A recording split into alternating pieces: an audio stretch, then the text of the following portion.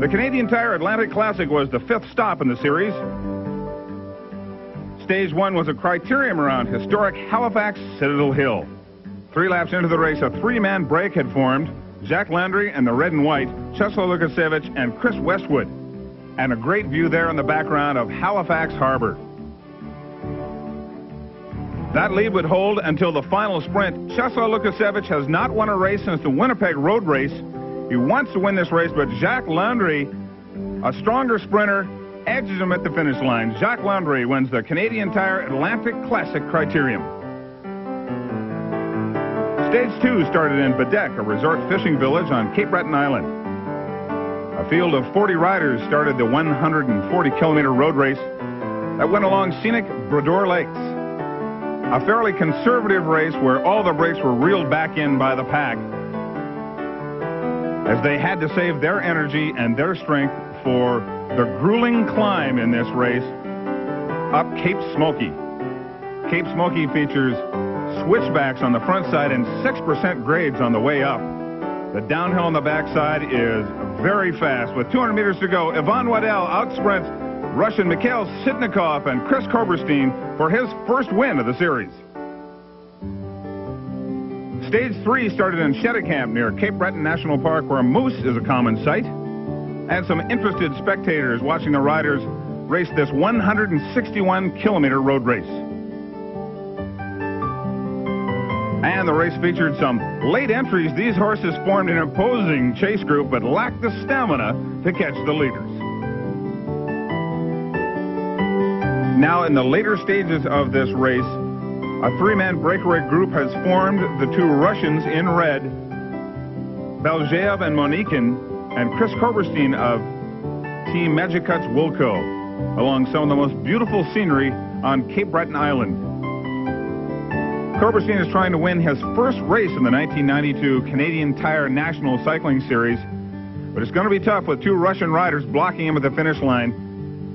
Koberstein has nothing left as Belgeev leads out the sprint, and the Russian rider went on to win Stage 3 of the Canadian Tire Atlantic Classic.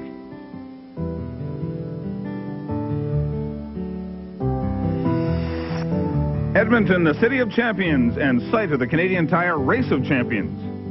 The Strathcona Classic was a 40-lap criterium. With 25 laps to go, a 5-man break formed. They stayed together until the final lap. It included Brian Walton in the blue and red of Motorola, Alex Steeda, Colin Davidson, Jack Landry, and Kenny Adams. And in a final, very, very long sprint, out front, Alex Steeda, Coors Light, holding off Kenny Adams on the outside, and he won the Strathcona Classic Criterium. Alex Steeda.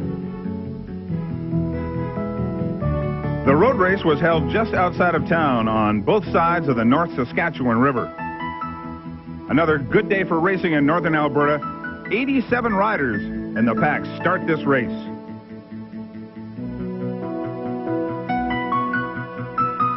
Eight laps into the 15-lap race, a 3-rider group has established a formidable breakaway. Spago's Kenny Adams in the pink and yellow, Motorola's Brian Walton in the blue and red, and Coors Light's Roberto Gaggioli. With 3 laps to go, Adams was dropped by Walton and Gaggioli, and it became a 2-man race between the road racer Brian Walton and the series criterium leader Roberto Gaggioli. So in the final sprint, Roberto Gaggioli turns on the afterburners, treats this one like a criterium. Brian Walton can't get on his wheel. It's an easy victory for Roberto Gaggioli as he wins the Canadian Tire Race of Champions.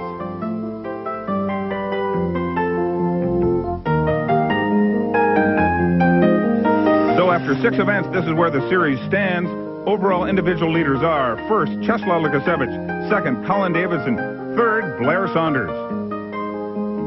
And the overall team standings look like this: first, Team Evian; second, Magicuts Wilco; third, Cyclemeisters, followed by Coors Light and Espoir Laval. The final stop on the 1992 Canadian Tire National Cycling Series is from Vancouver, British Columbia. When we return, the Canadian Tire Gastown Grand Prix and the Tour de White Rock on CTV.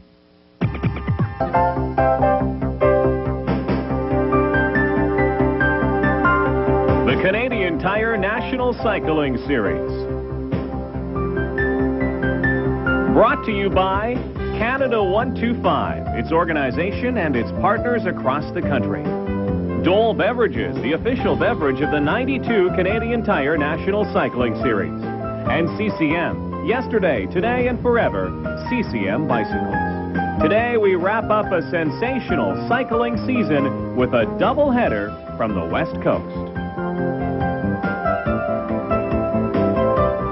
Welcome to the most historic part of downtown Vancouver, where later today we will be bringing you the prestigious Gastown Grand Prix. I'm Rod Black, along with Ron Heyman, a man who has won this race 3 times before. Yesterday, Ron, we had a chance to take in a prelude to this race, the very exciting Tour de White Rock. Very challenging race, 2 significant hills on it. The hills in themselves, not enough to tax the riders, but they're so close together, and then you've got a series of corners the riders have to negotiate, but it's really a race where you have to play heads up, remain in the top 20 all the time, and be ready to respond or you'll lose too much ground. One of the hills is called Magdalen Hill, and I think a lot of the riders call it Heartbreak Hill.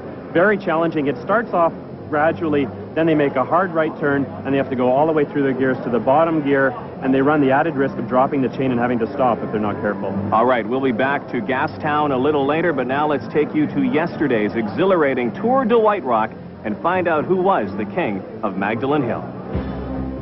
40 kilometers south of Vancouver is White Rock, British Columbia. And the stage is set for the Tour de White Rock. 11-kilometer course, 13 laps, 144 kilometers down Marine Drive, up Columbia, down Victoria, Magdalen Hill, or sometimes Heartbreak Hill, back down Marine Drive for the 122 riders involved. Some of the people we're watching: Czeslaw Lubasiewicz from Poland, now of Canada; Roberto Gaggioli of the Coors Light team; Vancouver's own Alex Stida, also on the Coors Light team; Brian Walton coming home to Delta, British Columbia, Motorola's Lone Hope; and Jacques Landré, the Flying Frenchman from Quebec; Gord Fraser of Ottawa, Magic Cuts Wolco team; and Ron Heyman. The long race is on. A truly classic course, as we'll see as the riders go around here. Many corners, uphills, downhills. Important for all the top contenders to stay near the front of the field here. If they don't, with 122 riders in single file, they could find themselves 300 or 400 meters behind the action. The best thing of all, no matter where you are in this race, you always have some beautiful scenery to look at. It's a well thought out course here. The racers pass by the oceanfront twice per lap.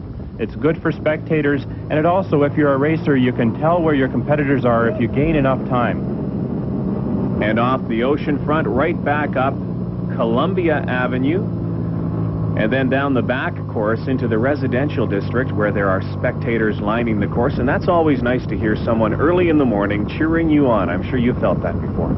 I have, and it's a great feeling here. This community really gets behind the event. It's a long-standing event. Everybody comes out, helps with the race, control the traffic, shut the roads down here. They really get pumped for this race.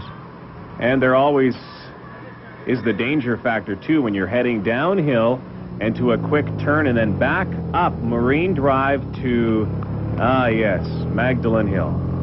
And you can see the rider there reaching down for his gears, going into the bottom gear, finding it, and then beginning the long climb up here. Almost certainly they'll be in their bottom gear every time up this hill. You won't hear too much about Paul Tetamanti, but we will tell you one thing. He's from this district. He's won the Tour de White Rock 5 times, and he had a great quote about Magdalen Hill, and I'm just going to share it with you. He said, "Magdalen Hill was a mindless foray into the world of sadomasochism." Is that about right?